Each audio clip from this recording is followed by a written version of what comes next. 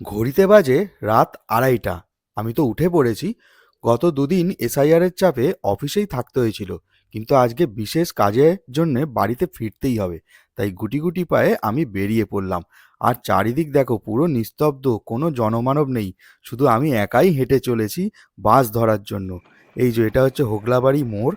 এখানে তো কেউ নেই, এই একটা গাড়ি হুশ করে চলে গেল। আমাকে একটু অপেক্ষা করতে হবে বাসের জন্য। তো কিছুক্ষণ পরেই তো বাস চলে এলো। এখন ঘড়িতে বাজে 3:15। তো আমি ভেবেছিলাম আমি একাই হয়তো বাসে উঠবো, কিন্তু না, অনেকেই দেখলাম বাসে উঠেছে। তার মানে কত লোকই ভোরবেলায় কাজের সূত্রে বাইরে যায়।